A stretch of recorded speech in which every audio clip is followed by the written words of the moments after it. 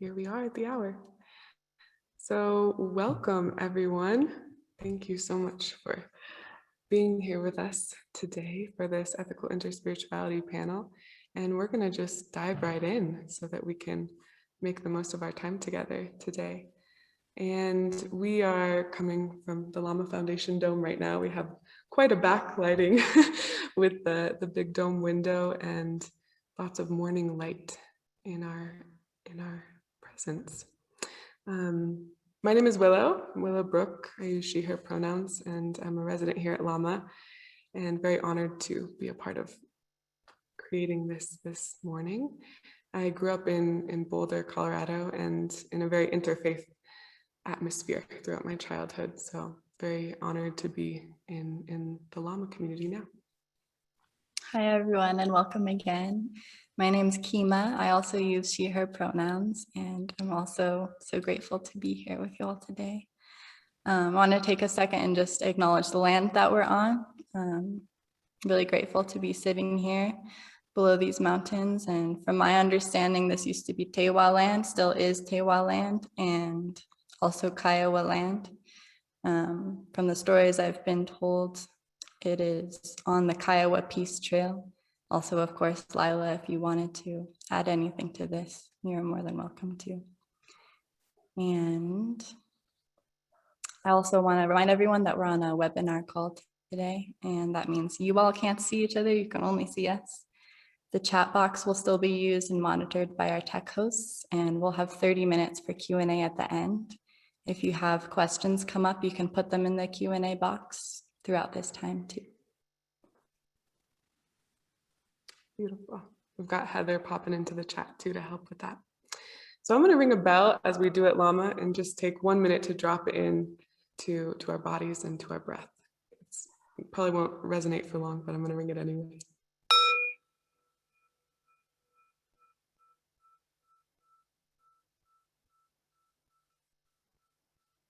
I'm just taking a few moments to feel the weight of the body on the earth. Feeling the presence of the earth underneath you.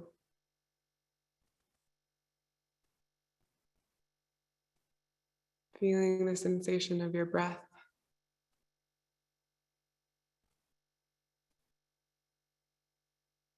Allowing your body to relax. And listening for any sounds that might be in the space with you.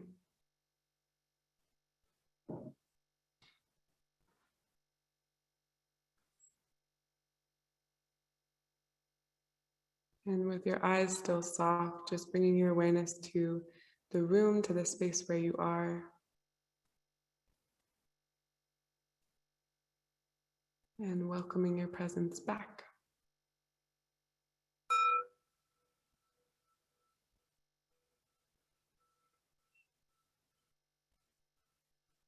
And just a reminder that we can drop back into practice, into center, if at any point we notice tension arising in the body throughout the conversation. And just a few words before we bring in our panelists about Lama Foundation. We're an interfaith community. We were founded back in the 60s, 1967. And we host retreats and have had a lot of different teachers come through. And we still have a group of residents that live here year round, which is the two of us are part of that group.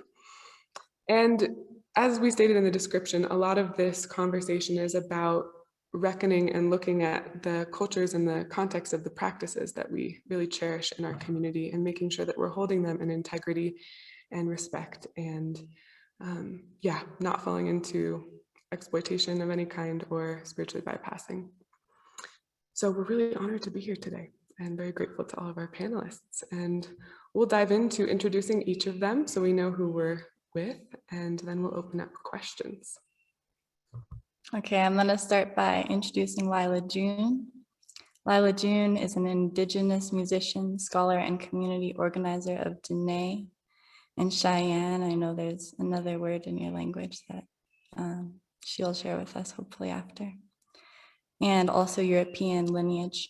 Her dynamic multi-genre presentation style has engaged audiences across the globe toward personal, collective, and ecological healing. She blends studies in human ecology at Stanford, graduates, sorry, I'm reading her bio right now. Graduate work in Indigenous pedagogy and the traditional worldview she grew up with to inform her music, perspectives, and solutions. She is currently pursuing her doctoral degree, focusing on Indigenous food systems revitalization. Welcome, Lyla. Thank you so much for joining us. If you want to say any words, please do. Oh, just thank you for having me. And I'm so honored to be amongst these wonderful sisters at this time. Beautiful. Welcome, Lyla. All right, next we have Mona, who is a rapper, poet, activist, mediator, composting devotee, mountain girl, solar-powered lover, and a tireless God enthusiast. She practices a life of sacred activism, poetry, contemplation, and advocacy for living gently upon the earth. In addition to playing concerts and gigs, she continues to perform her poetry, offers workshops, and leads retreats, as well as gives lectures and teaches at universities all over the world. And Mona was also a Lama Foundation resident from May 2012 to September 2014. Welcome, Mona. If you want to share anything about your personal practice or anything else to your bio, please do. I identify as Muslim, and Lama has an interesting history with Muslims. And we'll get into that a little bit, but excited to be here with beloveds. Thank you, Lama. Thank y'all, Willow and Kima. Okay, cool. Next, we've got Nikesha Breeze. I'm going to read their bio as well. Nikesha Breeze, working from a global African diaspora, Afrocentric and Afrofuturistic perspective, Nikesha Breeze's interdisciplinary work reimagines the possibility of healing intergenerational traumatic inheritance through the intersection of art and ritual. Black, brown, Indigenous, queer, and earth bodies simultaneously existing, material and immaterial, are seen as undeniably sacred and inviolable. Nikesha's work centers Black bodies simultaneously existing within realms of past, present, and future. Nikesha uses performance art, film, painting, textiles, sculpture, and site-specific engagement to build a counter-narrative of an otherwise, where Black bodies and ideas are seen as existing in hyper-value, a realm of indivisibility between Black artistic, aesthetic, Black time, and ritual healing. Nikesha is also a very special, second mother of mine. I'm very happy to be with her here today. Welcome, Nikesha. Please share a few words about your practice or anything else you'd like to share. I just want to say thank you as well, Kima. You are so special to me, and I just honor you and Willow and the Lama Foundation for gathering this amazing group of humans in the same space. I'm literally just kind of basking in the glow. So I want to say thank you, and yeah, I appreciate all you shared. Thank you. All right, and welcome to Mirabai Starr, who is an award-winning author of creative nonfiction and contemporary translations of sacred literature. She taught philosophy and world religions at the University of New Mexico, Taos for 20 years, and now teaches and speaks internationally on contemplative practice and inner spiritual dialogue. A certified bereavement counselor, Mirabai helps mourners harness the transformational power of loss. Her latest book, Wild Mercy, Living the Fierce and Tender Wisdom of the Women Mystics, was named one of the best books of 2019. She lives with her extended family in the mountains of northern New Mexico. Welcome, Mirabai. Please share any extra words or things you wish to offer. Thank you again, Willow and Kima, for bringing us together. This feels really important and beautiful. I'm so honored. I guess the only other thing to say is that I lived at Lama Foundation as a teenager, and but I first came to Lama when I was just 12, and Lama really formed my entire consciousness and in many ways my soul. So really everything I do now The positive and maybe some of the shadow comes from my deep roots at Lama. More to be continued as the conversation unfolds today. Thank you. And I love these women so much. All of you, Lyla and Nikesha and Mona, are so dear to me, and you too, Willow and Kima. So this whole thing is rooted in love today. I'm so grateful. Wonderful. Welcome to all of us here. And we're going to dive right into some questions and dialogue. And we'll have, a good chunk of time for this before taking questions from the audience. So I'll place this first question in the chat as well, so you can read along. And I'll read it aloud as well to get us started. So to all of you panelists and specifically Lyla, who will begin answering, what is the importance to you of being aware of and acknowledging social, historical, cultural, and colonial context when engaging in spiritual practice? And with that, a question about how societal power intersects and how that's a part of your work in the world. So please take it away. Thank you. So just briefly, I'd like to introduce my clans. I'm Nanisht Eji Trachitni on my mother's side, which is the Zuni division of the Trachitni clan of the Dene Nation, which are also incorrectly known as Navajo. And then my father's mothers of the Tsetestus clan, which is Southern Cheyenne. And my mother's fathers of the Salt clan, Ashihe, of the Dene Nation. And my father's clan is of the Bilagana or European clans. So I just wanted to state those clans as is customary in Dene culture before you speak, just letting you know where I come from. And we get our clans, our first clan from our mother. So we're a matriarchal, matrilineal society. And I grew up in Taos, New Mexico. And in that manner, I present myself as a Dene woman. So I think this is a great set of questions. What is the importance of being aware of social, historical, cultural, colonial context when engaging in spiritual practice? How does societal power intersect? How is that a part of my work? I think those are really great questions. And I think a lot of things come to mind in terms of the cultural context. A lot of people are drawn to indigenous spiritual paths, which I don't blame them, you know. It's really quite wonderful the way that we don't just pray on the weekend, but every breath is a prayer, and the way we integrate ecology into our spiritual practice. I understand why people are drawn to indigenous forms of prayer, I guess. And I also have this sneaking feeling that the reason why people are drawn to it is because it reminds them of their own deep roots way back when, that they may have been severed from long ago. And it's almost like people see themselves, their deep, deep, deep instinctual, intuitive selves in us, because we all used to be connected to the earth through these spiritual practices. However, or not however, I should say, and in addition to that, there are some things that come up that oftentimes are unintended, sometimes are very intended, but usually unintended. For instance, the buying and the selling and the commodification of indigenous spirituality. That's part of the main number one thing that is not being aware of the cultural context.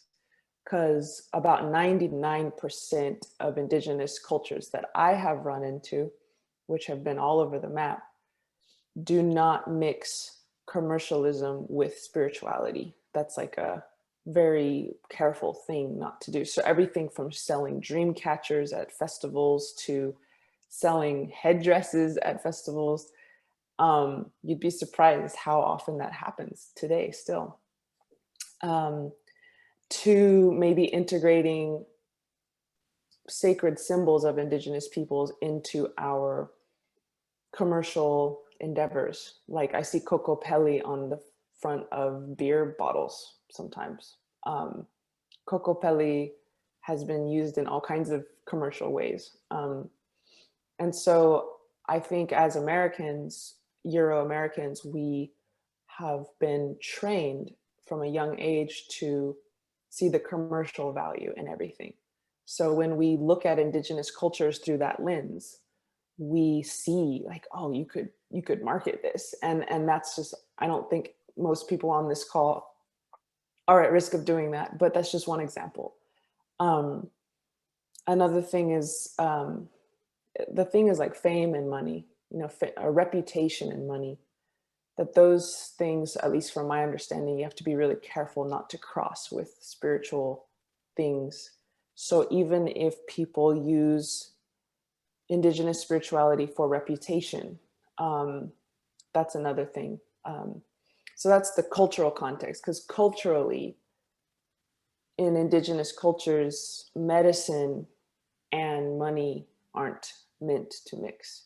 And so if we as non-indigenous or not indigenous to this land, at least, if we turn that into something and put it to help our reputation or our bank account, we're not being sensitive to the principles and the values of the very culture that we are profiting from or benefiting from. So that's one thing, of course. The colonial and the historical context, and I know I could go on this forever, so I'll try to cut myself off here soon. But the American Indian Religious Freedom Act was passed in 1978. That's when it was legally permissible for my people to do their spiritual practice. 1978. You know, it's like totally insane. There's stories I've heard of people being in Sundance and the FBI coming in and pulling them out of sweat lodges. There's stories I've heard of, you know, in the boarding schools when our people were villainized and demonized and humiliated for any form of indigenous spiritual practice. So that's another thing that I think is a wound that we ought to be just sensitive to, is like, you know, we are so wanting access to indigenous cultural and spiritual practice without having the deeper understanding that indigenous peoples themselves didn't have access to that just, you know, 40 years ago. And so that doesn't mean I, for one, as an indigenous person to this continent, I don't want my knowledge to be hoarded, or I've always been taught to be generous with your teachings, generous with your medicine. Don't keep it away just because someone is a certain skin color or isn't from the nation or whatever. You always be generous and giving. And so that's how we are always going to be. Of course, other nations have had to be more secretive and they've had to be more protective of their cultural knowledge. And that's okay too. That's how they survived colonization. But there are other indigenous nations such as Lakota, even Dene, who are very in a position where they can share generously their teachings and their knowledge. So we as non-indigenous peoples need to meet that generosity with the same level of integrity by being very gentle, being very reciprocal, and being very cognizant of the historical context and the cultural context we're stepping into. And the last thing I'll say is, this is just an example, but there are certain summertime ceremonies that happen in indigenous communities. And what I've noticed is people will fly from all over the world to go to these ceremonies, or they will drive across country and they will go and the elders will help them do their fasting, do their dancing, whatever it is. And they'll be so generous. And then that's the only time we see people, is when they come to, which is great. I mean, even if that's all that happened, honestly, I think my elders would be happy, because they'd be like, at least we gave something to these people, to anyone who asks for it. And at the same time, I think it would be cool if we saw these people other times of the year. Like there's this saying, which is kind of harsh, so I don't mean it with, I don't know if I subscribe to it completely, but it says they want our culture, but not our struggle. And that saying is talking about how people want indigenous culture, but they don't want to get on the ground and help us out in the struggle on the other 361 days of the year. When our communities are, the poorest counties in the United States are all on reservations. A third of my people have no running water, no electricity. And the median household income for the whole house for the Diné Nation is $20,000 a year, which, as we all know, is nothing. Just in general, indigenous peoples are kind of languishing in the shadows of colonization, not because we're stupid, not because we're poor, but because we have been systematically subjugated for 500 years and we're still being subjugated. And so I guess what I'm saying there is to be reciprocal, you know, to whatever we take, or even better word, whatever we receive from indigenous spirituality, to remain with us the other days of the year, to fight for our language immersion schools, to fundraise for our language immersion schools, to fundraise for the perpetuation of our knowledge, to protect our waters, our homelands from various, you know, encroachments. So I'll stop there, but that's sort of the long answer to that really important question. Thank you so much, Lyla. And I also wonder if any of the other panelists want to chime into that question. There's lots there, and we have some time for it. So. Yeah, I wanted to respond to Lyla, you know, that they want what we have, but not the struggle. They want the succulent, delicious fruit without the labor that went into planting the fruit tree, cultivating it, loving it, and caring for it so beautifully that it could grow to bear fruit. And instead, we live in a society which unfortunately has decided that we only care about profit, and we only care about the bottom line, you know, and so we will take the fruit regardless of, you know, honoring the farmer, honoring the land, honoring the seed, honoring the generations that came before to plant that seed. And I'll just give an example from my own cultural context of prayer, you know, the 5 times daily prayer and the zikr that goes with that, the practice of chanting the divine names of God. That these practices were developed, the 5 times daily prayer, as a spiritual juice up for the revolution. They weren't they, you know, and they've sort of been co-opted to, you know, juice people up to live in some ways lives that are not in alignment, in harmony with the divine guidance, which is to live gently upon the earth, to live in balance. And in the Quran, the refrain comes over and over again, that do not stray from the balance, do not distort the balance, do not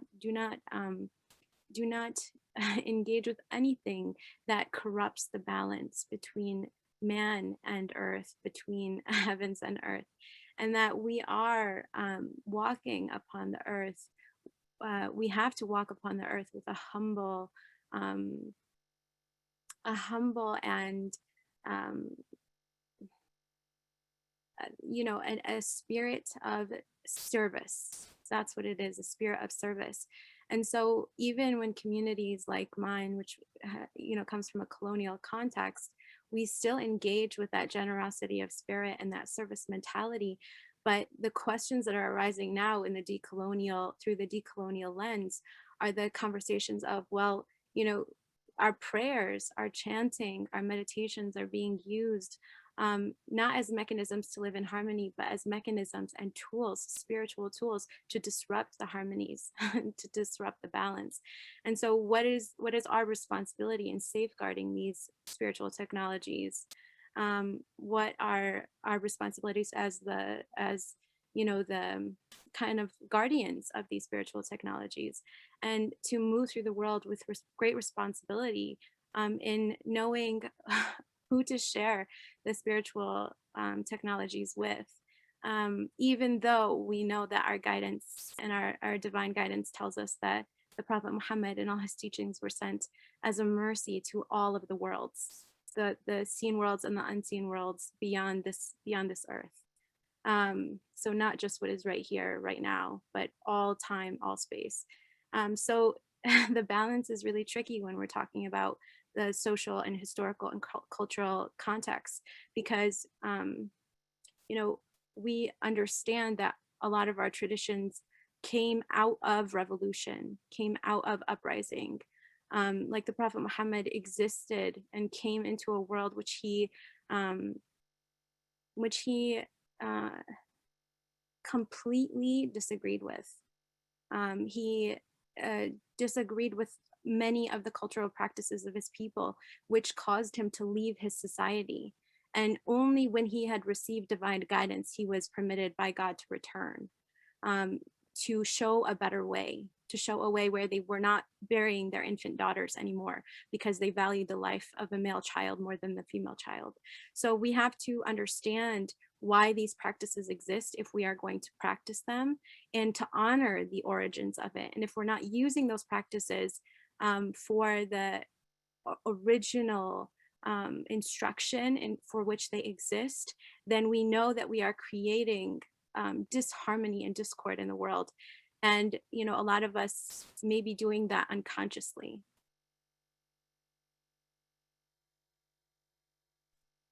Thank you, Mona. I'm wondering if anyone else wants to hop in on this one.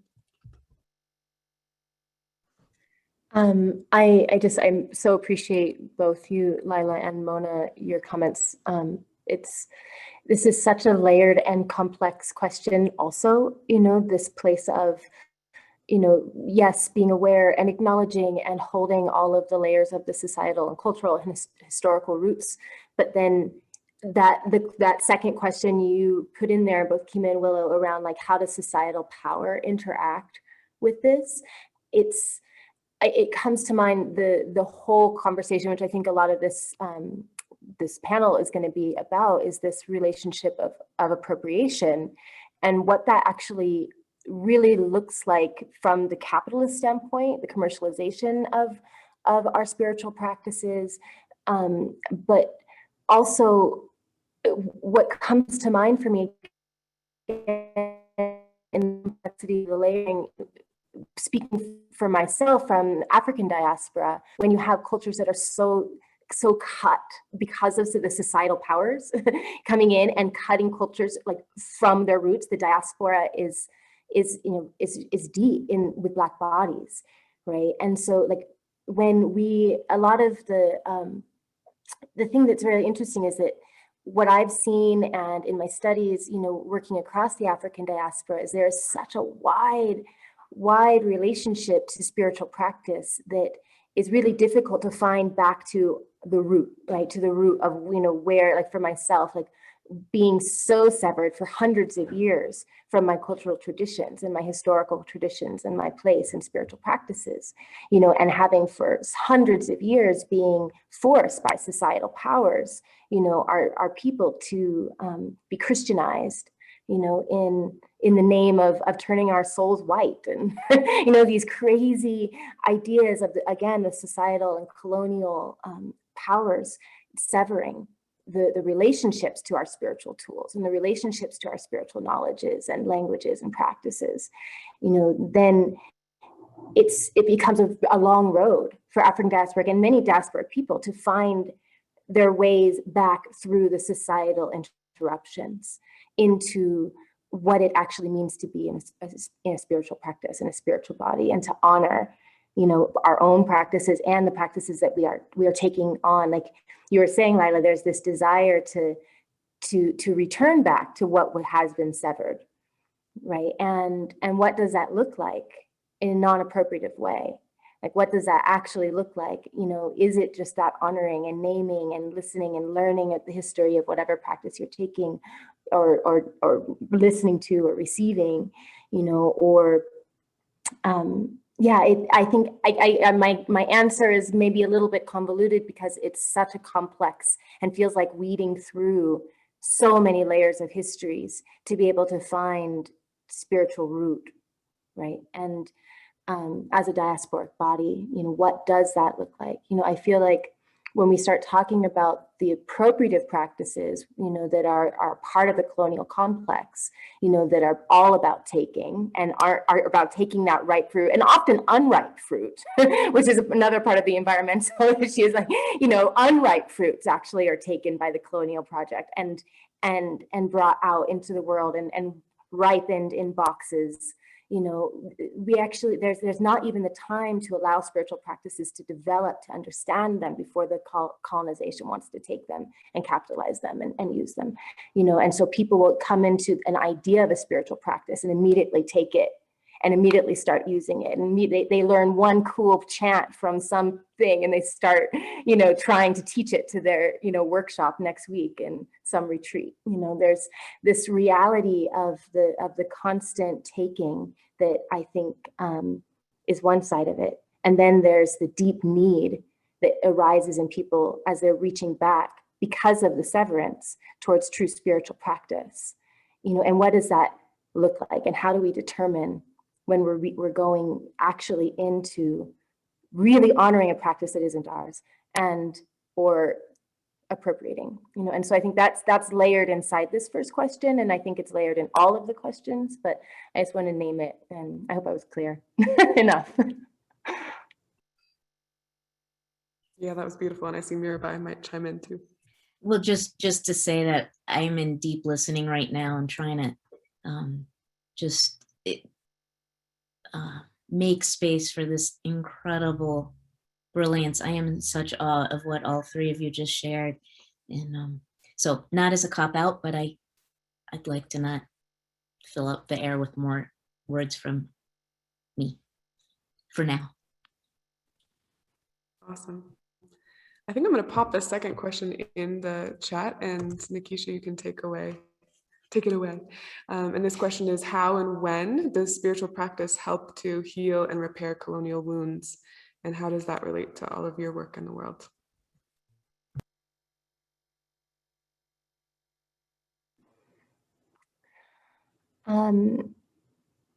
I think I love this question, and it starts off from that place where if we are and when we are holding spiritual practice in our bodies that we have truly honored, that we have truly let ripen in our own soul, that we have honored the root of where it has come from, that we've taken the time to actually deepen into our understanding of it. When we are gifted these practices and gifted these tools in our lives as spiritual practitioners, I believe they are the most powerful things that we have. I think that's across the board, across the world, and through time, our spiritual practices are our most powerful tools, and most powerful tools because of their capacity to heal deep and profound wound, and create and develop, all of the foundations for our futures and our generations, moving forward.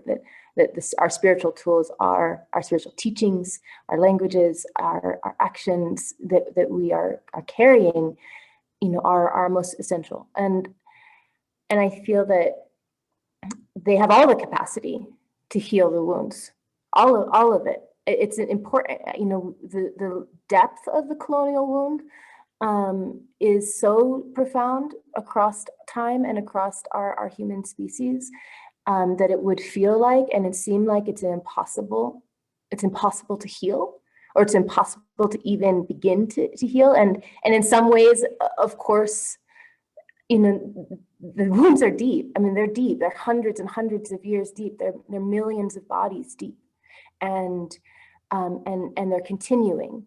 And so it does feel helpless and hopeless sometimes. But I have a profound faith in our spiritual tools, that when we do hold them and know them, that they have the capacity to heal. And we have the capacity to heal, that the power of resilience is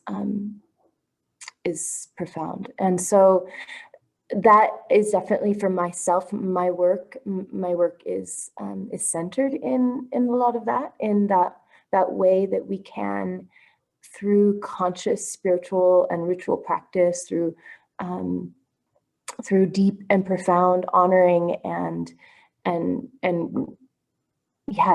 connective relationship, that we can begin that process of healing, and that we can continue that process of healing that has been ongoing as the wounding has been ongoing. And so how and when, I think all the time and in every way, when consciously engaged, when we are truly engaged in the decolonial practice of, of holding our spiritual tools in the highest.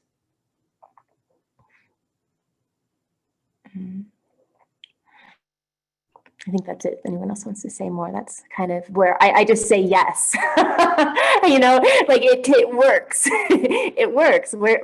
However we are sinking into that engagement, it's possible to begin that process of healing.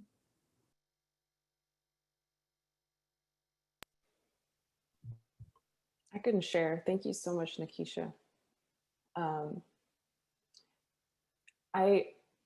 I really like what Mona said about Muhammad, that he was born into service, he was born into revolution, he was born into his spirituality.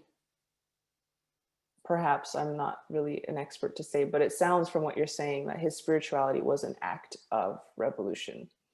His spirituality was an act of service. It was, so to me, the way that our spiritual practice can heal and repair colonial wounds, I feel like if our practice is not healing and repairing colonial wounds, it's not spiritual. What I mean by that is, how can we sort of erase the boundary between, oh, this is my spiritual practice and this is my decolonial practice? Because like really they are one and the same, in the sense that all spiritual paths have talked about filling valleys, lowering mountains, supporting the least of these, and really being a champion for those who are oppressed or subjugated. And so across the board, and in Indigenous communities, of course, to be a spiritual leader was not a position of privilege. It was a position of, whew, you got a lot of responsibility and work to do. It was a position of service. You were not the highest. I mean, there were times when we as Indigenous peoples on this continent fell into that idea. We had the mound builders who were trying to be higher and see the face of God, and the priests would be on top and the lower ones would be on bottom. But Creator disintegrated those mound building, and now we're still here, but we're in a different form. We're in a more humble form. The Chacoans, those are my arguably part of my ancestry, as well as Puebloan ancestry. And we had caste systems there. We had, the priests are at the top and da da da da da. And in parts of Central America. But if you notice, all of these civilizations, indigenous civilizations, collapsed because Creator was like, that's not how it goes. And we were all humbled by droughts, by all kinds of things. And that's why we have these tools of humility, these tools of equality, these tools of service, is because we had slavery here before Columbus was ever born. We learned the hard way what not to do. That caste systems do not work. That's not okay. And so a lot of Indigenous cultures, the ethic of equality, the ethic of service was born out of the collapse of more hierarchical forms of our societies. But going back to my point, as spiritual leaders, our job is to be the lowest, not the highest. And that's what makes us spiritual. And so I think that if our if our spiritual practice is not just decolonial, but anti-colonial, what are we doing? And the word decolonize and anti-colonial, those are English words, but I think perhaps a deeper meaning of those words is to just be nice, just be kind, just be responsible, just be honest, just take accountability, which are hard to do in a culture that trains us to do the opposite from birth. But we have the opportunity, and I think bringing this to one level deeper, what it looks like for all of us on this call, because I know I'm kind of preaching to the choir here, but what it looks like for all of us is to continually interrogate, myself included, ways in which we are complicit with colonization, because colonization is everywhere. It's embedded and stitched into everything, so much so that we don't even notice it sometimes. It's like the water we swim in, and it's ubiquitous. And so that we have to be gentle with ourselves and yet persistent as we continually interrogate, how am I being a part of the colonial project today? And that can, for example, it can look like, why is the wealth disparity between Indigenous peoples on this continent and non-Indigenous peoples so vast? And how can we be a part of closing that gap? It can look like, oh, wow, why do I, if I'm white passing, why do I feel innately entitled when I walk into a room? And that's, again, not judging anyone, not blaming anyone, but that's literally how we are conditioned, how we're socialized.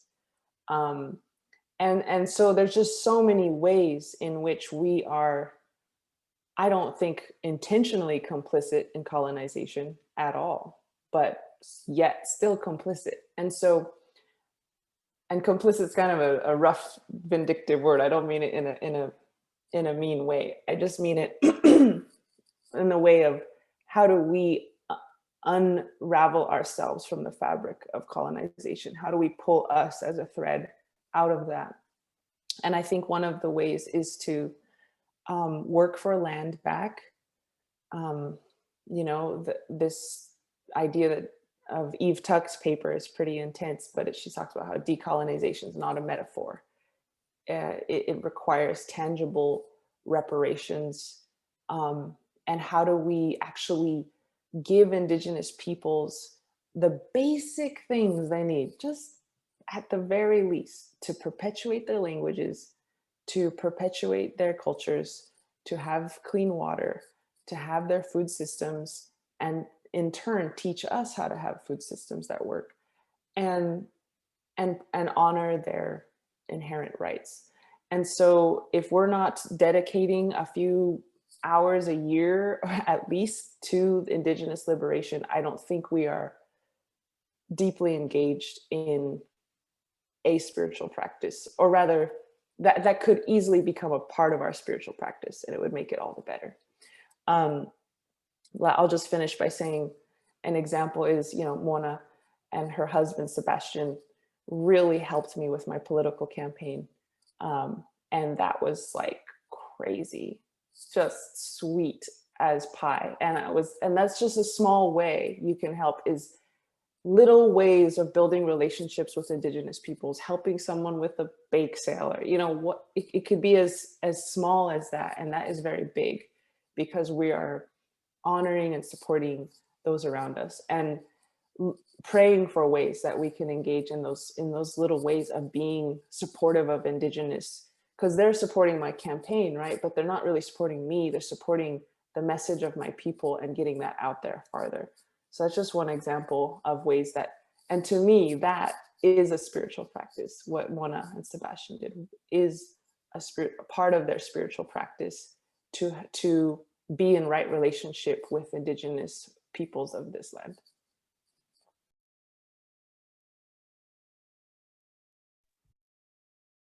Thank you so much. Wondering if Mona or Mirabai wants to hop in before the next one. There's a lot in this one.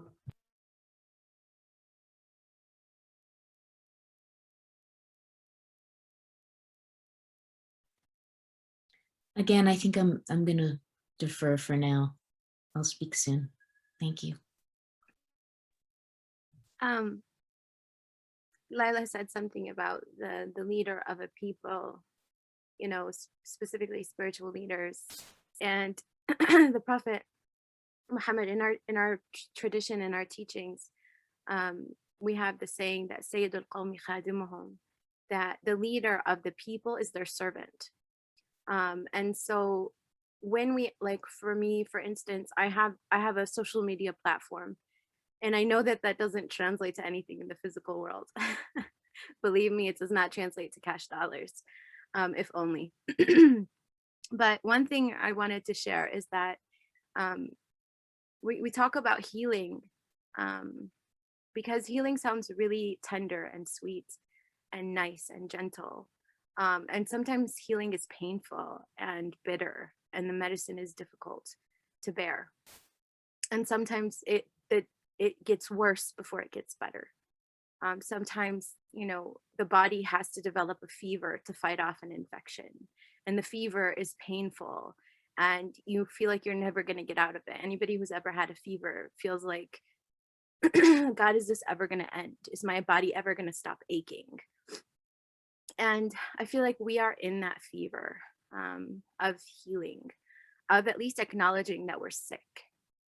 And we talk about it as healing, but what it really is liberation. And that's liberation from the false understanding that we are simply physical bodies.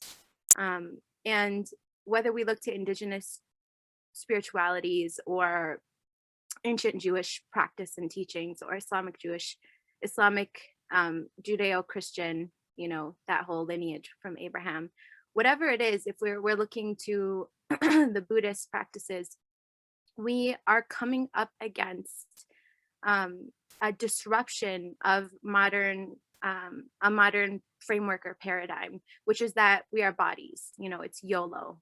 You only live once. That's it. And for anybody standing up for healing and acknowledging that we're sick, we are saying, actually, no, we acknowledge and we realize that we're so much more than these bodies, and that we have work to do in order to repair the relationship that we have with what is beyond body, with the spiritual realm. So one of my teachers shared that in the spiritual realm, Sheikh Muhammad Mendes said this to me. He said, in the spiritual realm, 1 + 1 doesn't necessarily equal 2. And because we don't, in our physical manifestations in this realm, we haven't arrived at complete balance and harmony between physical and spiritual. We look at our prayer and we say, oh, our prayer isn't really going to do anything. We have to get up and do something. You know, we have to change the world. But what we're not acknowledging is that there is so much more that we can't see and feel, and that our remediation and our healing and our reparation of the world has to be, we need the people who pray. We need the people who dance. We need the people who sing. We need the people who chant. We need the people who meditate, just as much as we need the people who march, the people who pass laws, and the people who shift culture, you know, artists. And acknowledging that and recognizing that to change towards healing and reparation, we have to take off the glasses of commodification, which tell us that only the things that bring us dollars are going to change anything.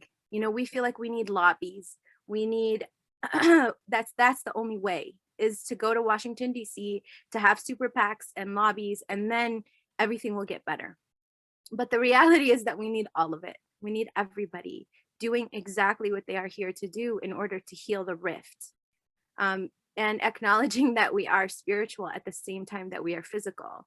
And that is the same balance that I first and initially spoke about in the Islamic tradition. And that is that Allah tatghaw bil mizan. Do not corrupt the balance, the harmony of existence, and that we have to acknowledge that in order to heal it. We have to teach that to the next generation, that our lives and our deaths in this world are just a beginning in a journey of our souls. And capitalism doesn't like that. And we have to teach that, even though capitalism doesn't like it, and we have to live by it. And that's the hard work, is living by it. So single-use plastics, for instance, like, it's hard to get away from, but acknowledging that it's not just us, it's also our souls, and it's the weight our souls have to carry in this world. And that even if our contribution doesn't make a direct difference, it's the right thing, and we do it because it's the right thing, not because we receive the benefit of that thing. I love what you said. I wanted to just jump in just because it reminded me of a conversation I had with my son yesterday.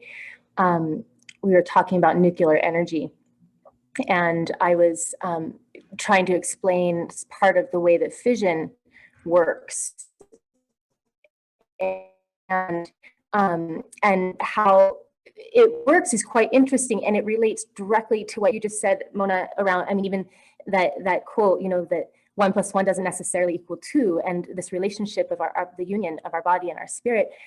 In nuclear energy, at the very simplest vision of it is that you would have a larger particle, and you smash a smaller particle into that larger particle, and it breaks it apart, right?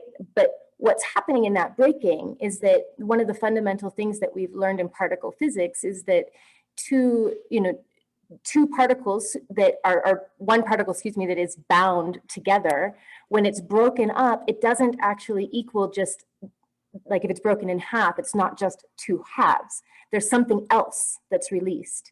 There's an energy that is released in the actual breaking. They call it the bonding force. And it's this unexplicable thing that can't be, it's not weighed, you can't weigh it, you can't see it. It's there. And it's a bonding force that is harnessed in nuclear fission, that energy that is released in the breaking. And I was saying to him, I said, do you realize how that is a massive part of our capitalist system, our colonial system, is breaking apart larger and more connected bodies in order to harness the energy that is released. Because when we're separated, when our bodies and our spirits are separated, we have to actually work extra hard to be able to pull them back together, right? And that extra work is then siphoned off by the capitalist machine. Same with our human relationships. The nuclear family system, right, is the same thing. Break us out of kinship systems, break us out of indigenous, understandings of collective bodies, put us into small individual isolated boxes with just 1 or 2 people, and make us work twice as hard for the same thing. All that extra work is then benefited by the larger machine of capitalism and colonialism. And so this understanding of the bonding force, the connectivity, when we actually take our spiritual practice and our decolonial practice and recognize they're one thing, that is power. That is how we actually evoke change. When we actually realize that our body and our spirit are one thing, like our spiritual body is embedded in our physical body. It's not, we have a physical body we can just let go of. It is deeply and completely interconnected. We are our temple, and we are more than that, and so that recognition, the recognition of how in every single way, down to the smallest relationships that we have, the powers, the systemic powers are looking to break apart our connectivity. When we call that back, when we call back our connectivity, when we call back our inseparability, we actually are calling back our power. We're calling back our actual harnessable true power that evokes and creates real change. And so that was such a beautiful thing, because it's true. 1 + 1 does not necessarily equal 2. There is something more.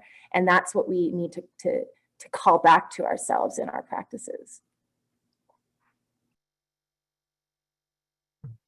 Thank you so much, everyone. This is so juicy. And I'm going to pop another question in, which is to ask you to speak to the ways that practices evolve with different cultures and throughout time. And then we'll move into like being in integrity to the practices that we are using. I believe Mona will begin speaking to this and then seeing what else comes.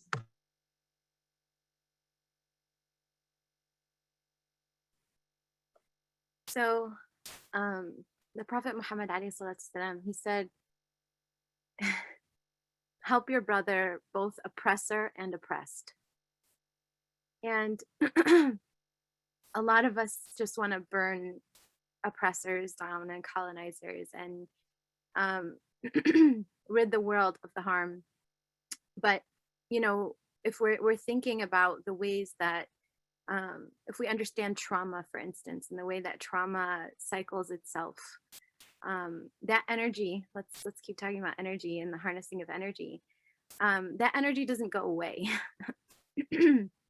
Just because maybe a group has gained some power, if they are a traumatized people, if they are colonized people, if they then get some power, they will just traumatize and colonize. And one perfect example of that is the Palestine and Israel conversation that's happening right now. And it is a story of pain and trauma in the Jewish community that translated into a political ideology which co-opted power and used trauma as a mechanism to gain power in the world, and to acknowledge that trauma and that healing that needs to take place so that we don't just keep replicating these cycles of trauma.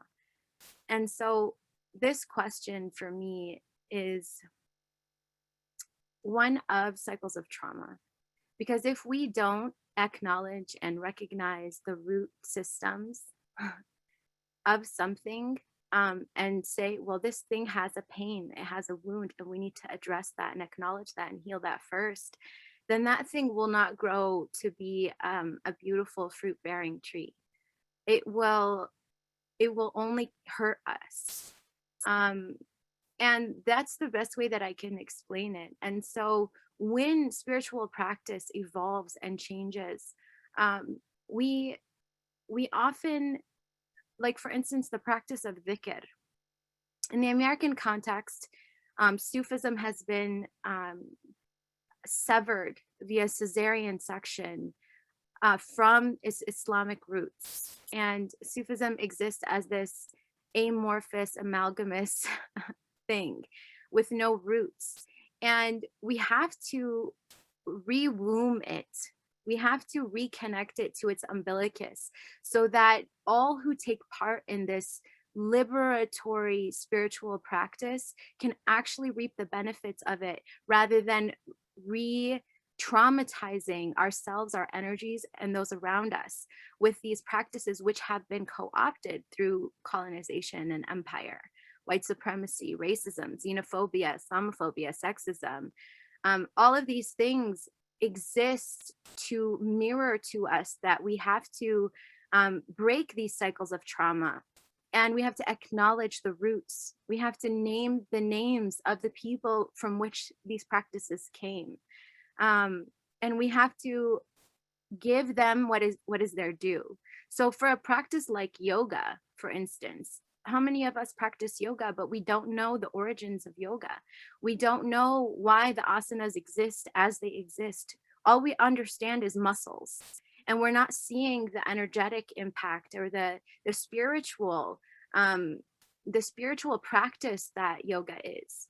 And you know, for a Muslim, when I look at yoga or I practice yoga, I see the parallels between the physical prayer of a Muslim when we stand and prostrate and bow, and we even when we do our chanting and our dhikr, our prayers, we do these finger motions, you know, that are like the mudras.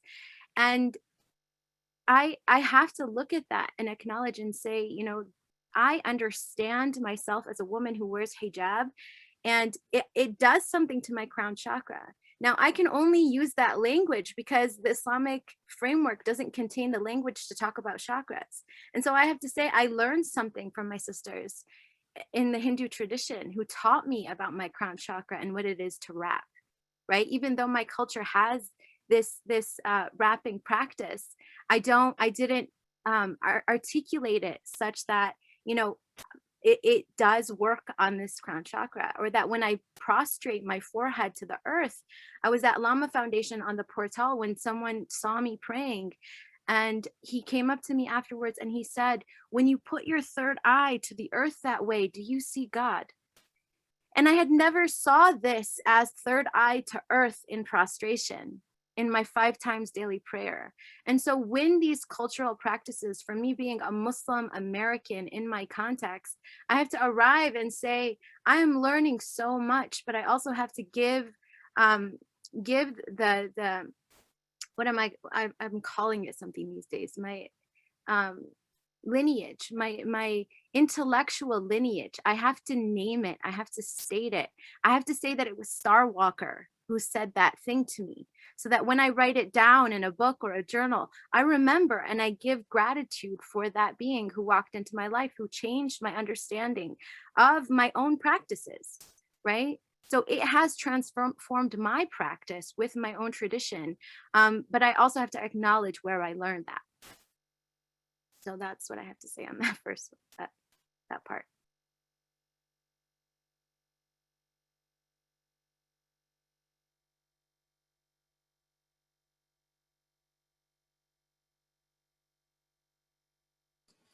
So beautiful.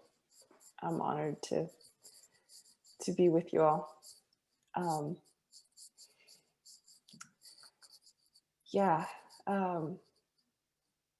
The ways practice evolves with different cultures and over time. I think the example I gave of how indigenous cultures sort of we earned our languages through fire and pain and blood.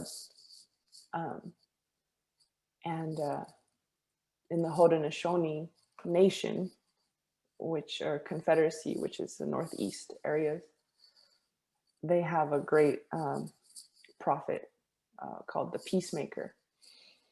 And I think it's good to remember that the only reason a peacemaker had to come is because there was a lot of war. And the peacemaker came and helped them attain that harmony that Mona's talking about. And in addition, we all know about the Lakota Nation, who's been insanely generous, probably to almost all of us listening to this in some form or another. And their prophet, White Buffalo Calf Woman, who came and helped them attain harmony, especially at the nexus between the feminine and the masculine, and helped them to honor women. And through that honoring of women, their society flourished. And so indigenous cultures are not monolithic in this continent. We have a bazillion of them. Right now there's 540 federally recognized tribes. That's over 500 nations in the US alone. And then there's another few hundred who were terminated in the termination era, where the US government was basically saying, oh, you're not a tribe anymore. You're not a tribe anymore. You're not a tribe. You're not a tribe. You're not, no. Like hundreds. So there's just so many different nations here. And they're all in different stages in different states, I should say. And we were all undergoing constant, I would say, refinement, honing, change. Evolution is a little linear to me of a word, but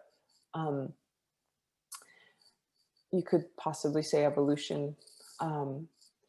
And so, yeah, a lot of these indigenous cultures, I think Chaco is the big one on my mind all the time, because that's where I come from as a Diné / Puebloan person. Two of my clans are Puebloan. The Zuni is my mother, which means the Zuni must have ended up having lineage with Diné man. But in any case, these Chacoan folks, you know, as Diné people, we don't go back there. It's a celebrated archaeological site. We don't go back there. It's taboo to go back there because that's where we messed up. That's where we had caste systems. That's where we weren't following Creator's way or the way of the Diné, the holy people. And so our society crumbled. It crashed, as it must. Equality, inequity doesn't belong on this earth, doesn't really belong anywhere. And so it can live for short times, but it always crumbles. Always, always. Creator always kind of gives us these gifts, whether it be a drought or other things that sort of humble us and bring us back to balance.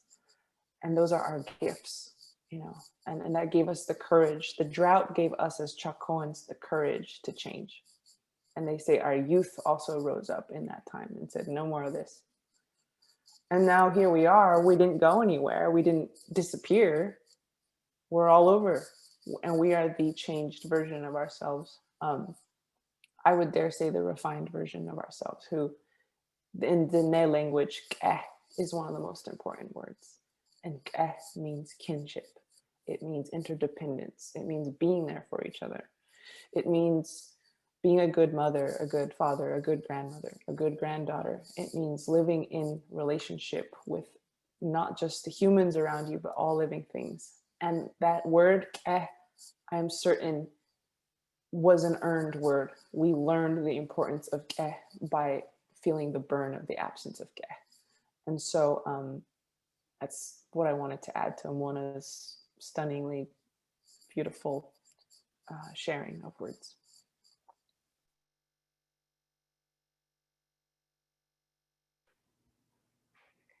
I'll say too, you know, it's interesting just listening to both of you so much, you know, there's this process of evolution, I think, that happens, you know, as you're speaking to, around new ideas coming into our practices, into the culture and the religious practice that we carry, and how it gets shifted, and how societally things change, and we learn and respond and listen. And of course, that reminds me also again of the ways that the African diaspora has for centuries adapted and responded and developed and tried to reach back. There are so many incredible traditions that have evolved from religious evolution, you know, the West African traditions of the Yoruba, you know, and I mean, so many West African traditions, when translated through hundreds of years of enslavement across, you know, the globe, like how whole new religious understandings were born, you know, from the indoctrination of Christian and Catholic traditions onto Black bodies, onto enslaved bodies, the mixing of their traditional African, you know, practices that they were carrying, that grandmothers were carrying through, little small things become, you know, the Santeria, become voodoo in the United States, become these whole new practices, whole new traditions that are wholly their own, you know, and completely held within this, this intersection of both colonization and resilience and adaptability and response and the innate urge and need for spiritual practice. You know, that is something that I love in the African diaspora, is seeing how the resilience of spiritual practice came through, how you would take the littlest things that you could from whatever was being given to grow something new.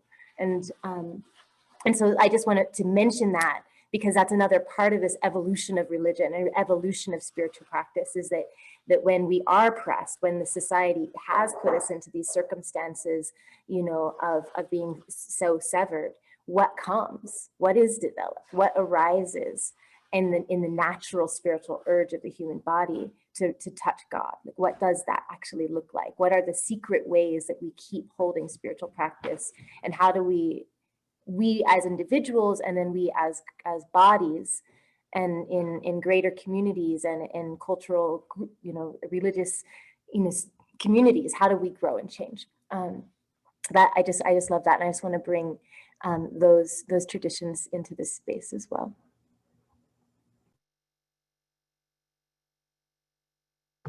Thank you so much, Nikesha, and all of you for answering that. Mirabai, do you want to say anything? Yeah, I mean, in some ways, I think my response will just naturally flow into the next question. So thank you, Lyla, Nikesha, and Monad, for those exquisite insights. I'm learning so much every minute that we're together today, and I know all of you who are tuning in are probably feeling that too, just the radiance. And it feels like this is a healing moment, like right now, right here. Mirabai, if you don't mind, I'm just gonna go ahead and enter the next question into the chat, and you can reply to both. Great, thanks. Yeah, so the next question is, how do we encourage integrity and awareness in ourselves as spiritual practitioners and within our communities when engaging in a practice from another culture? Thank you, Mirabai. Thank you, Kima. Right, so this is I think what's up. I mean, I love that Lama is asking itself this question right now, the whole range of questions, but this is particularly the question Lama's asking, because most of us who have been part of Lama for its 55-year history have been white-bodied people, privileged white people who have had that sincere urge that Nikesha spoke about of our bodies for spiritual practice and transformation and ultimately service. And we have been, I think, as a community, largely unaware of the shadow of white privilege, white supremacy, and even racism at the core of our spiritual and communal life. And so I don't know what to do except to keep asking the question and keep inviting the voices that have been historically marginalized to be centered and to share truth with us right now in whatever form it takes. I mean, today it's taking this exquisite, gentle, loving form from my three beloved sisters. And sometimes it's like Mona said, sometimes the medicine is hard to bear and we must bear it. And so for me, you know, many of the practices that are most dear to me, I would probably say all of them, are sometimes these amalgams of practices that have deep roots in a particular culture of which I was virtually unaware when I adopted these practices, and yet they're vital to my spiritual life and to the work that I do in the world. For instance, so my guru is Neem Karoli Baba. I connected with Neem Karoli Baba at Lama Foundation when I was 12 years old. And he is at the core of my spiritual life. But I didn't always understand the ways in which Maharaji grew out of the soil of Mother India and how much of his teachings are integral to that cultural experience. Although I've been to India and been to his ashrams in the foothills of the Himalayas, and I've experienced the Indian version of his life, it's still like I have to work all the time to stay in beginner's mind. And I think, Mona, you have taught me more about that than anyone, you know, that the leader is the lowest, and Lyla also, you know, to remind me that now that I have a little bit of a voice in the world, it is my responsibility to use it for public inquiry. And it's so easy to fall into, as you all three have lovingly pointed out to me at different times. So easy to fall into thinking I know something, or I'm representing a movement, and you know that I'm being responsible, and that I think I know what the fuck I'm talking about, and I don't. So to keep coming back to beginner's mind, to keep coming back to the practice of deep inquiry, is my challenge. And to do it publicly is really, like, to use the voice that I have is humiliating and exhilarating and vital. You know, Murshid Samuel Lewis is another one of my deep teachers who created the dances of universal peace, very much that Lama, you know. And he was a Jewish man, which is my ancestral lineage, although my parents rejected it on the grounds that religion is dangerous to human rights, largely. But Murshid Sam was a Jewish man who became a Christian monastic brother, who became a Sufi, whose spiritual roots were in Islam, and yet expanded to this place where, as Mona said, it was almost like a cesarean cutting off, perhaps, for many of us who've participated in Murshid Sam's American Sufi lineage, the Islamic roots. So I guess I'm just trying to say that I'm trying to ask the questions all the time about the connection between drawing on the wellspring of these gorgeous spiritual teachings across the landscape of the human family, because they're all meant to be shared, and they all enliven. And as Nikesha said, they evolve in these powerful, beautiful ways, sometimes not in spite of, but even as a result of the intersection of colonialism and indigenous knowledge. But to know that there are great treasures that belong to all of us in all of these great spiritual traditions, and to begin to now consciously weave in awareness of colonization, of cultural appropriation, or just simply of cultural integrity and spiritual integrity as we go forward. I guess the last thing I want to say is, for me, reclaiming feminine wisdom across the spiritual traditions right now is integral to this decolonial, or as Lyla said, anti-colonial project that we must all be actively engaged in right now. Because the feminine, like the indigenous peoples of all the world, understands not only the connection to the earth and to the web of interbeing to which we all belong, that belongingness, that we belong to each other and to her, but it's also all about relationship. It's not about hierarchy. It's not about leaders and followers. And so by reclaiming the hidden feminine wisdom in all the spiritual traditions, because so many, as Asha, our beloved Lama founder, says, you know, for those of us at Lama anyway, all these years, most of the spiritual teachings that we have harvested come from a male paradigm, you know, where the scriptures, for instance, the sacred texts, were written by men for a male experience. And these are the teachings and teachers that we look to. So the women are there, and by looking to them and reclaiming their voices, I believe that we will much more easily be able to take responsibility for the ways that we navigate multiple spiritual spaces. Thank you. Thank you so much, Mirabai. It feels important to have that voice in the mix. And I'm going to put this last question in because I feel like it really connects, and we can just see how it flowers in the last 20-ish minutes we have for this part. And that is, how do you feel in integrity to the lineages you practice, those to which you are indigenous to and those which you are not? And how have you seen people partake in cultures not inherent to them in a respectful way? So just opening it up to all of you for this last section of these questions.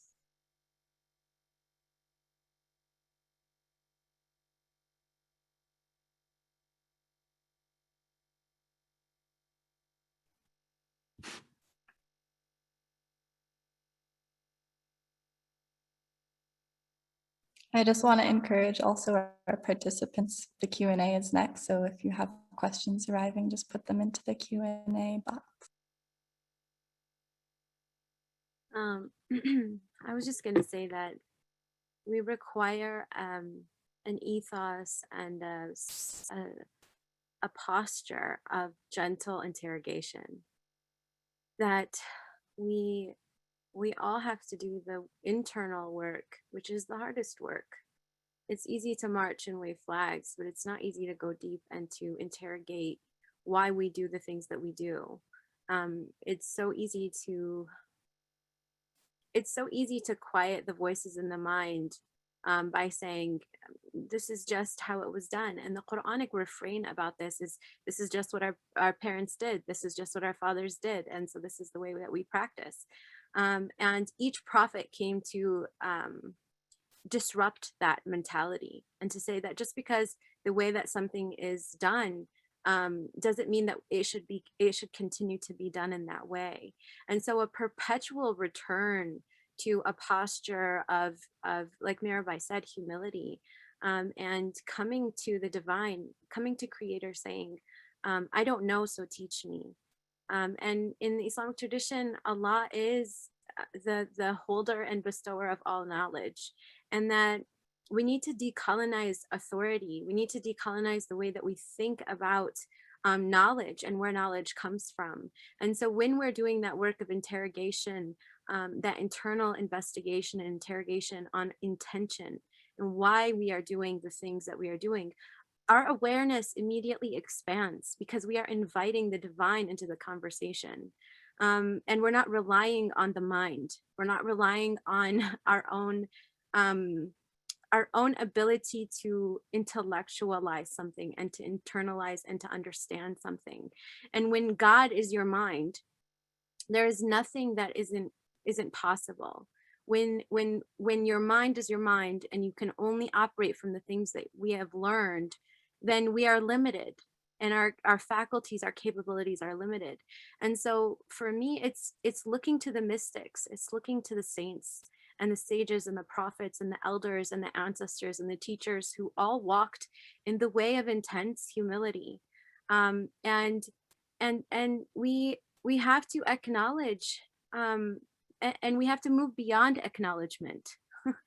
Land acknowledgements are great, for instance, but what are we doing to build solidarity between Indigenous people and our own lives? And what are we doing to repair and remediate the trauma and the pain? I studied Black liberation theology, and Dr. Cohn talked about Cain and Abel as being the story of this land, where the colonizer came and killed his brother. Abel kills Cain in the sight of God, and he cries out and he says, do you not see that my brother has killed me? And we hear those reverberating cries now, where the Black and Indigenous blood in this land is crying out for us to move past acknowledgement and to move into repair and healing.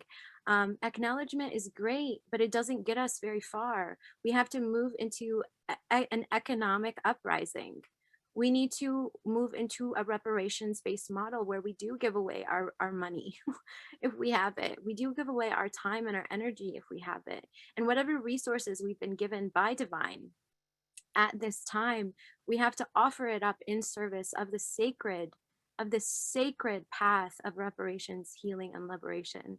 And that when we are engaging a practice of integrity, we will ultimately reap the rewards of that practice. But when it is done with a spirit of a perpetuation of the colonial way, where it's to co-opt and to take so that I can take spiritual benefit. These spiritual practices are about building community ties. It's about building community so that we can do the uprising that needs to happen to create greater justice and liberation in the world. And when we think about the way that we understand spiritual practice now, it's all about the individual. It's all about my own personal and individual awakening, my own personal and individual self-care. And I was taught by my elders that my self-care is my care for my community. In as much as I care and care for my community, I will be cared for. That I don't actually need to practice a self-care thing, that I will be cared for if I am caring for. When we create strong bonds of community, that's ultimate liberation. That's integrity. That is that deep, gentle interrogation that I was talking about. Because it moves us out of the model of self and into the model of we, into the model of community, where we don't exist as individuals in reality. We know that our souls are from the divine in my tradition, and that our souls were created not separate, that our souls were created as one unit, and that at one time we were all together in the divine presence. And we have to return to that. And the word in Arabic, and I'll end with this, the word in Arabic for human being is insan. And that the root of that is nasayan, to forget. And so our ultimate job is to remember, is an ultimate returning, a constant and perpetual returning to remembering what we are. One unit, tawheed. The ultimate creed of Islam is la ilaha illallah. There is nothing that truly exists but God. And when we manifest that reality, we can't live in anything but community. And that is ultimate liberation. That is ultimate integrity. And we won't get there until we start taking care of one another.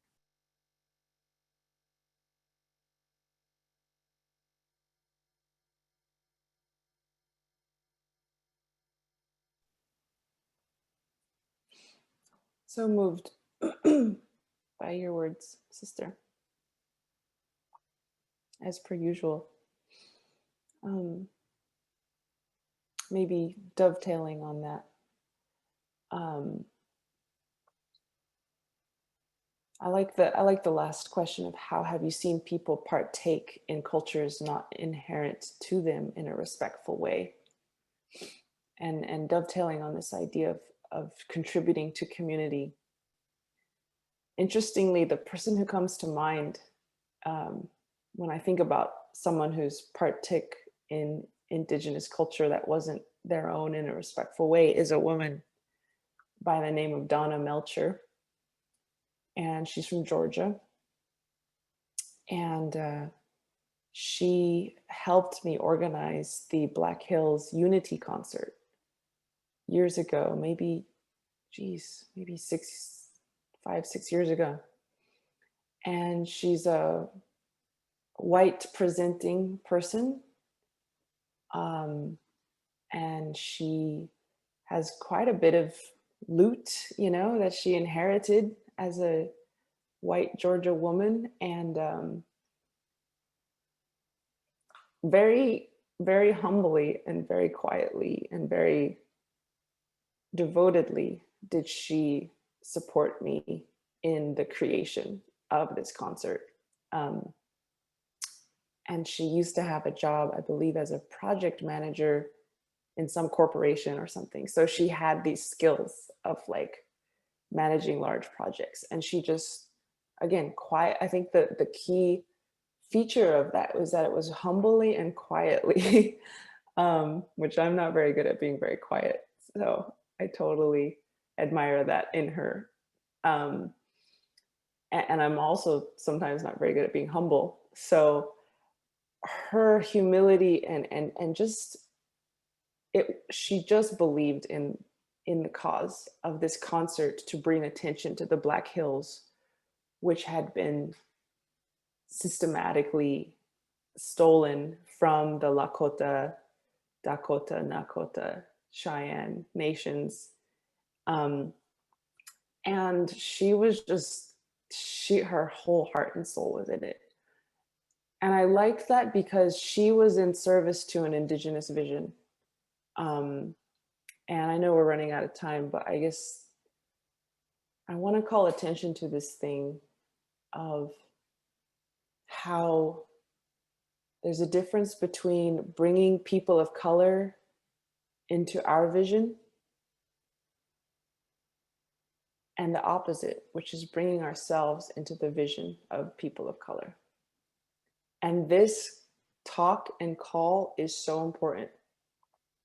And it might be a version of bringing people of color into the vision of Lama, to bringing us into the vision of your specific priority right now, which is to heal and have integrity and transform in a good way. And that's beautiful. And there's also another thing we can do, which is to put, just like she had this loot and, probably not in quotes, actually, loot and project management skills and all these things, that she just put it in the service of an indigenous vision, which was this concert. That those two, both are good, I think. But without putting the energy, the capacity, the resources, the capital, both physical and social, that Lama has in service to an indigenous vision or the vision of African descent peoples, it's good to do both. And one without the other is sometimes incomplete. And so I would say that, like, even though Donna was not in the sweat lodge praying, she was partaking in our spirituality by joining hands with us, by being on the ground with us, by making phone calls and emails and getting fundraising going and creating this concert hand in hand with me. And had absolutely no spotlight. Like, nobody knows her name. Nobody, I say Donna Melcher, nobody knows who I'm talking about, because that wasn't what she was doing it for. Anyways, I think you get my point, and I'm just feeling very moved in this moment with all of you, and I appreciate you creating the space for this.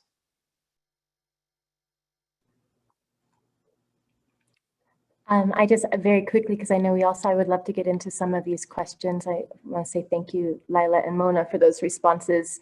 And the questions that come to me, that I feel that folks need to ask themselves when they are engaging in spiritual practices that are not their own, or that are not originating from their own cultural sacrifice, is that, and I guess I'll stop there, that word sacrifice. Like, the question I would think that folks need to ask is how is my engagement in this spiritual practice supporting the community and the people and the place, the root from which it has come? How is my engagement supporting that, rather than how is this spiritual practice supporting me in my life? How am I, by engaging in it, supporting its continuance, its community, its people, and its history? How is that happening? And what am I sacrificing to actually receive this gift?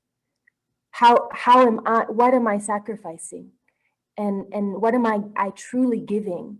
Because to be able to receive this gift, there has been great sacrifice. This gift, of spiritual practice, that is, however it's coming to you, it has come to you through a long line of great sacrifice, of great struggle, of great resilience, of great pain. Every single religious practice that we have in our modern time has survived. And so how, when we choose to engage in it, if it is not our own, how are we sacrificing back in order to receive that gift? How are we meeting that spiritual practice? That, I think, has to be the question, because if we are not sacrificing, and if we are not contributing to its community, then we are only, even and with our greatest intentions, we are only taking. We are only, we truly are, we're continuing to contribute to the colonial project, even if we don't want to. If you're just engaging in a spiritual practice because it feels good, or it makes you happy, or it is cool, or you can learn it really quick so you can teach a workshop in it, or you want to do it because whatever. I mean, there's all these ways that people engage in practice, even the deep desire to practice something, and you learned it and it felt good. That's not enough. And I think we need to really, really take seriously our engagement in spiritual practice and what we're giving in order to get it and how we are engaging in that. And so that's all I want to add is that if that question of sacrifice doesn't come up, if that question of contribution doesn't come up, then it needs to for you.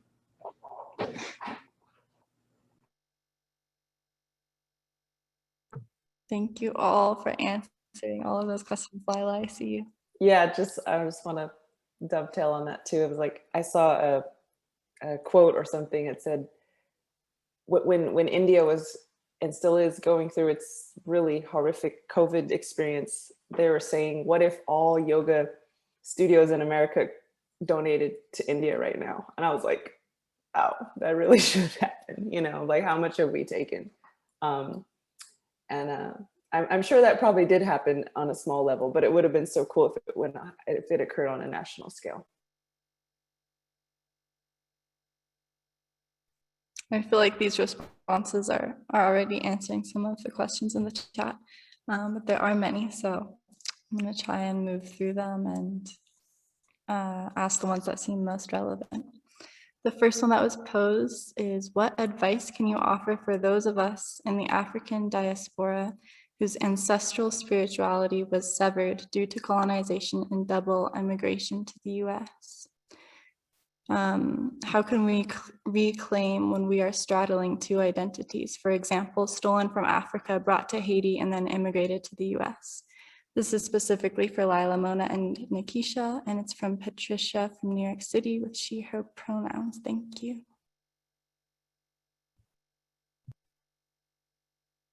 Could you post the question? Thank you. I'll answer a little to that. As far as advice goes, I mean, the reality of the severance is real. I mean, it's profound. The depth of the severance in the African diaspora from our spiritual roots. And there is access back. And like I said, you know, the relationship of adaptability, the different ways that the diaspora has found and created and deepened into spiritual practices across the diaspora is huge. And so I feel there are entry points in different ways for someone from the African diaspora to connect spiritually. And I think that it's really an interesting thing. And I'll just speak personally, even myself, engaging in my recent work, I did a large scale installation, and I was incorporating traditional Yoruba and Voodoo symbols in the work. And I had a few moments where I was like, can I do this? Is this okay for me? Like, this is my tradition, right? Like, this comes from my heritage, you know, this is a part of my diasporic inheritance. But I haven't been initiated. I actually don't know about the Yoruba practices. I have not sat with an Ifa priest and gotten the deep teachings. I haven't sacrificed in this way. Is it okay for me to use these symbols, you know, even as a Black body, right? Like, are they mine or are they not? And it's still a question. and I did speak with some of my Orisha, you know, priestesses and friends and people who are engaged in the tradition, and was given permissions, you know, from those that I love to say, yes, you can, like, this is yours.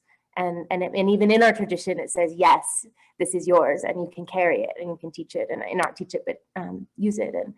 And I have, but I think that it's that those questions of integrity, those questions of asking, of stopping and saying, okay, how do I come into this? How do I truly honorably enter into this realm with integrity, knowing everything that it comes with? And I think that there's a challenge as a diasporic body that is so deeply severed of doing that work, of listening in as the spiritual teachings come to us from whatever traditions they're coming, and just like anyone, really taking that time to connect respect or responsibly and accountably to what it is that we're looking for. And so, that the only advice is that just careful and conscious, constant recognition, and in not what's the word,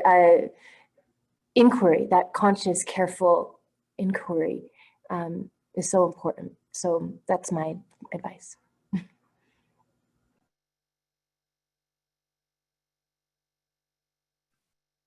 And I would just say a reimagination of the idea that we are severed. Coming from a colonial context, my family, my parents grew up in Syria, where a lot of the cultures that they were raised with were actually French practices, French culture, French understanding, French worldview. And even though I may have lost something along the way because of that colonial experience, we are never disconnected from our ancestors. And it only requires us to reconnect and to ask and to seek for it and to say, I am available. And this is both for folks who are people of color and for people who come from the actual colonizer lineage. And that we all have to come to this relationship with our ancestors, either to take our spiritual inheritance and to arrive at that place of where we are remembering and re-embodying our lineage and our practices, or it's to heal the pain and the destruction of our ancestors. In either path is good and beautiful and necessary, whether we're seeking to remember or whether we're seeking to heal our ancestral lines. It must be done on both fronts. So whether we are African peoples or Middle Eastern or Asian or any colonized peoples, Indigenous American peoples, any colonized peoples, we have our spiritual inheritance within us. We are never severed from it. We just have forgotten how to connect to it. And the remembering process is hard, but it's not impossible. And we have to do the work of, one of my elders talks about it as sitting quietly. And that is the practice of sitting quietly, waiting for the divine to break into this physical realm from the spiritual realm, because it's always available to us. We're just never quiet or still enough to allow it to happen. So we have it available. So I would X out that concept that we're severed, because we're not in reality. And I talked about earlier, 1 + 1 doesn't equal 2 in the spiritual realm. In the same way, we could never be separate from our ancestors. We could never be separate from our spiritual inheritance, because it is inside of us. We are contained. We are containers of it, and we are vessels that can contain it and can also pour it out for others. And again, I return to the concept of community, where we have to link arms and join together and sit together in circle and do that work together, as people of diaspora, of people of decolonial work. It's beautiful work. And I also call on my white sisters and brothers and friends to do that work also with their spiritual lineages, because that's important work. To do that healing, remediation and reparation work in our ancestral lines is so key and important to the future that we will arrive at in this specific context. And one of my teachers speaks of Turtle Island as the meeting place of all peoples, and that we will come to a place of reconciliation, of healing, and of love, and that this is the meetings of, and this is actually from a dear Lakota teacher, that this is the meetings of the 4 ways, this place. And so we all have to carry the work that we have to do here and now. We have to do the work in our own ancestral lines right now, to arrive at that beautiful meeting place where we can see the future we all know exists.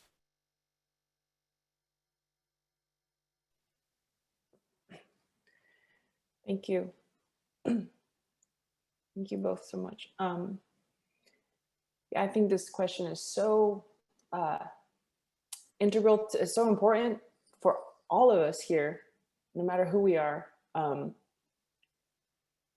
As you know, with the boarding school process, there was a systematic, I almost want to say amnesia was induced into us as Indigenous peoples to not know our language anymore, to not know, I don't speak my language fluently. My grandparents went to boarding school. Every time they were caught speaking Denepizad, they had to write 100 times, I will only speak English, I will only speak English, I will only speak English. In Wales, you know, if you were caught speaking Welsh in school, the British owned sort of project would put a block of wood around your neck that had written on it WN, which stood for Welsh not. And the only way you could get this off your neck is if you caught another kid speaking Welsh. And they called it the Welsh not. And so the tactic of assimilation is a war tactic. The tactic of gutting a people of their language and culture and symbologies and compass of life is a purposeful, disorienting procedure to just wipe people's hard drives clean. And then what the hell are they supposed to do, you know?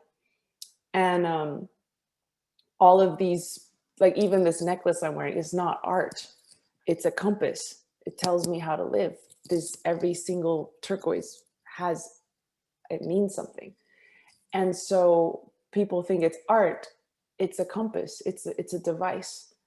So to take away our compass, we're going to be lost. And so a lot of and yet to Mona's point, we are never lost. We always have access to that heart and that spirit. And yet sometimes it's annoying when, you know, the really fine-tuned over thousands of years compass that was really created just for us by our ancestors is taken away. And that's why a lot of the Chicana, you know, Latinx community, they talk about like la cultura cura. Culture heals, culture cures. And so when we help that young person connect to whatever lineage, be it Purepecha or Aztec or Yoruba or Islam or Judaism or Denebazad, whatever it is, or even the beautiful Asian traditions, which I know Asia is a gigantic continent, so it's a vague term, but the profound, beautiful things from the Philippines, from the process of taking the culture from a people is very much a war tactic. And we do it to each other, and that cycle perpetuates. And yet we all lose. None of us win. Coyote wins. None of us win. And so I would just say briefly that, like, I feel your pain as an Indigenous person who can't speak her language. You know, I feel it. It's like, it's so profoundly frustrating to not have access to our culture. And as a European woman, you know, on one side of my lineage, I feel that too. I feel that, what the heck am I supposed to do with this? You know, I have McDonald's and Pepsi are the culture I was given as a white woman on my white side. So what do I do with that? You know, I don't want that. And so really quickly, the advice I would give is just to pray, to Mona's point, you know, to pray and to ask Creator to show you who your ancestors are. Because yes, there's ancestry.com, but you know what works better is Creator. Creator can show us who we are. And an example of that is I was praying about this same thing. I taught a class in Devon, England. And then I came home to my long lost aunties on my European side here in the US. in Turtle Island, and they opened a family book. And they said, oh yeah, this is who to who, this is da da da. And I was like, wow. And then they said, and this is our family house, and it's the Sweet Manor, and it is in Devon, England. And I was like, what? I went home. I literally went home. I didn't even know I was going home. I went straight home, like all the way home. And so like salmon, we are designed to find our way back home to our spawning grounds. And so to always pray, to say, Creator, show me, who am I? And then once you find that, you know, I was very lucky to visit the sacred sites in Devon, the rock, you know, as British, Welsh / Gaelic / Celtic people, we have a culture. We actually do. And it's in those sacred rocks in the sacred island. And we had ways that we would pray with those oak trees, et cetera, et cetera. So then once you find that, then one thing is like just to find a morning, if there's any morning ceremonies that your people did, to start doing that. That's a way to connect to your people. Like as a Dene woman, we give white corn pollen to the earth in the morning. And if anyone wants to do that, to borrow that in the meantime, as you find your true morning ceremony, you are welcome to use that to help you get back home. So I'm going to shut up because I'm talking too much as usual, but thank you all so much for listening to me ramble and speak. I love that, Lyla. Just pray. That's it right there, right? Like, that's it. Just pray. And, you know, we just live in a world where the simple answers are not acceptable. You know, the reality we just have to overcomplicate and make everything complex. And one thing I just want to add to that is we have to reject the colonial, the colonial wish for us to be severed. That is the colonial intention, is for us to be severed.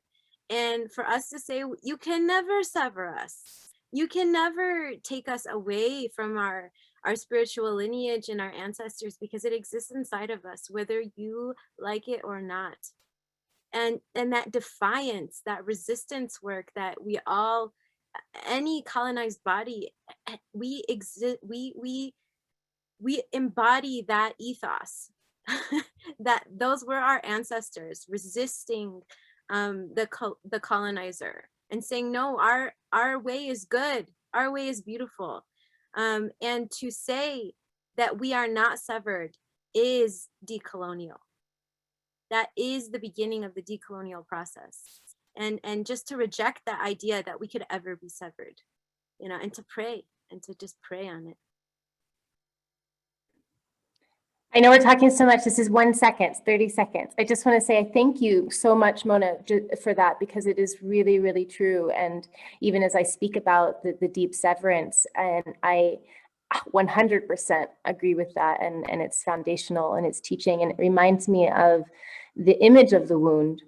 You know, if we think of this great body, you know, this great human body that we all are, this great, you know, great spiritual human body that is the body of the world. You know, if we think of the wound of colonization, the wound of severance as a wound, as a slice or a cut, it doesn't cut it all the way off. It's like you just have to walk around the edge. It's like the hole opens up from the wound, and it's a longer road sometimes because it's open, but it's still connected. Like any wound, it's still a part of the body. And I just, that image came to my mind of the truth of that it's not severed, and how important that is as a decolonial practice and truth, and the recognition of that it is then just that careful walking along the wound's edge to the other side, you know, and it's that long road of deep and profound prayer and listening that Lyla is saying that guides us back home to the other side. You know, new terrain sometimes for many of us, and sometimes hundreds of years of a walk, but we will make it back if we keep the prayer and keep that persistence of the recognition of our wholeness. And I just appreciate that so much. So I want to thank you, Mona.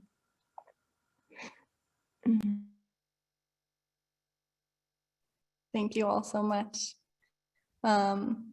yeah, there's so many questions that are so amazing in here. And I, in terms of non-direct answers, I feel like a lot of them have been touched on. I'm gonna pose one more, but also Willa, do you want to say something about the questions?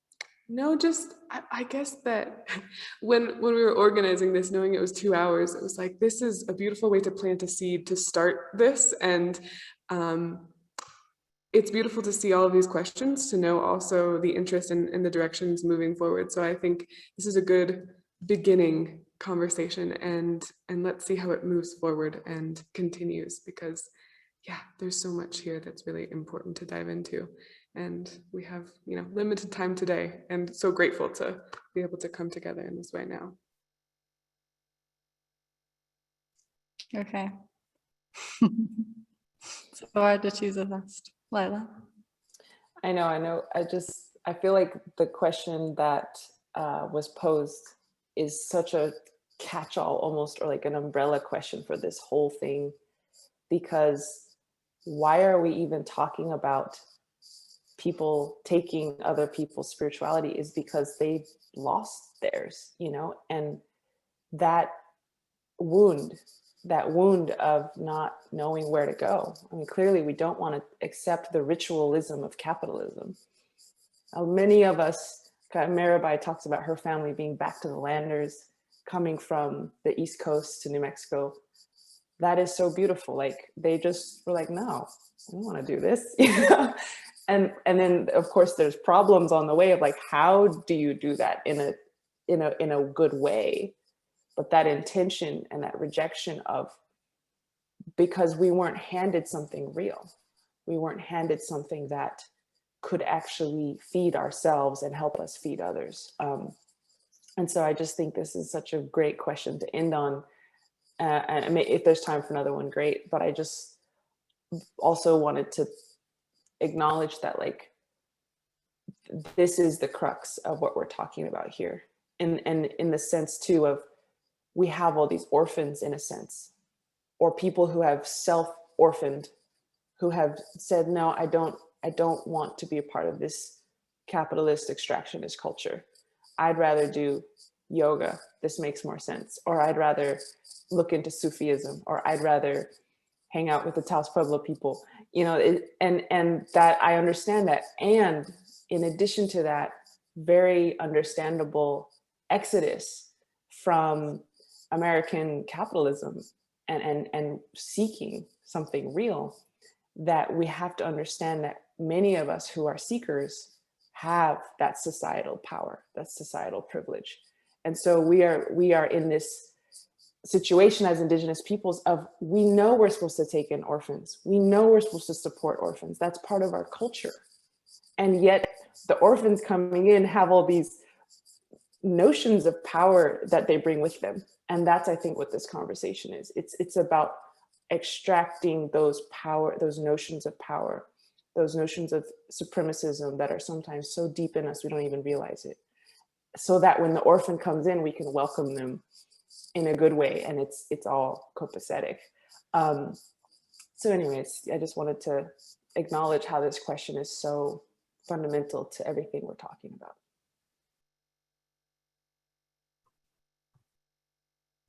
Yeah, I think we're 2 minutes from the hour, so any other question might open up a ton more, which I hope to continue at another time.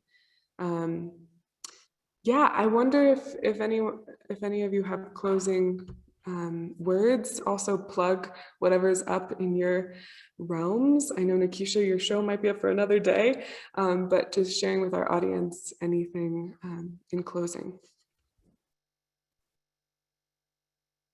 Yes, my show is up for another day. The show is called 4 Sites of Return, Ritual, Remembrance, Reparation, and Reclamation. And it's really touching on a lot of these pieces and ways that we as spiritual beings are touching into wound and returning. And so that's at Form and Concept in Santa Fe, New Mexico. Tomorrow, we're doing a closing ritual. I have a dear friend and Yoruba practitioner who is going to be coming and doing a traditional closing as well as presenting an egungun dance, Black Lives Masquerade dance with some traditional Yoruba costuming.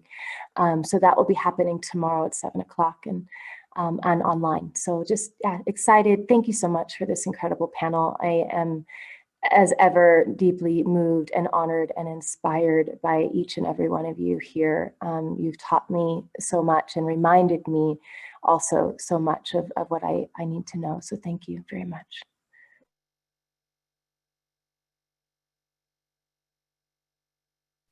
I want to say thank you to Lama for opening this conversation, and I'm looking forward to more.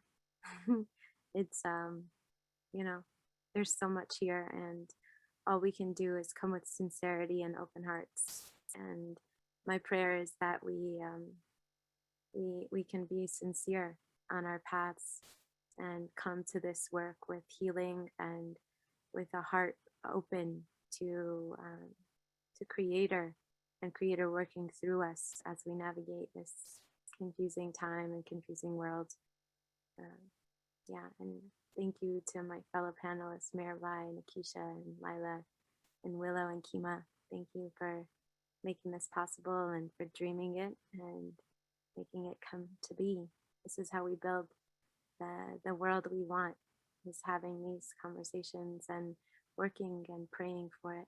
So thank you all so much.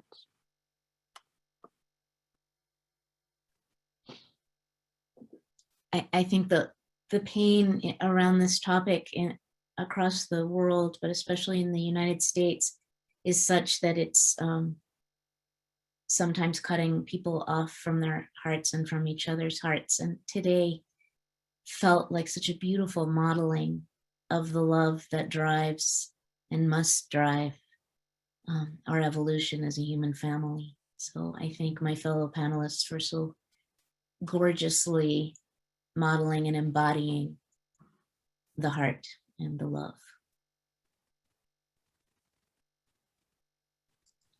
I echo that. Thank you all so much. Honored to be a part of this.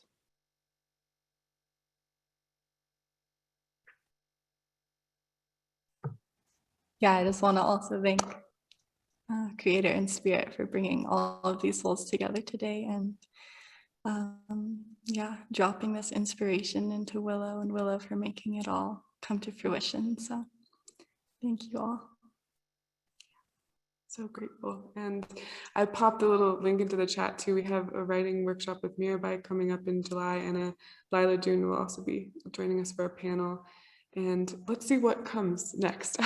We'll let this kind of sink in and see how to move forward with it. So please stay tuned. Thank you all so much for joining us, and wow, eternally grateful. Okay. We'll see you next time.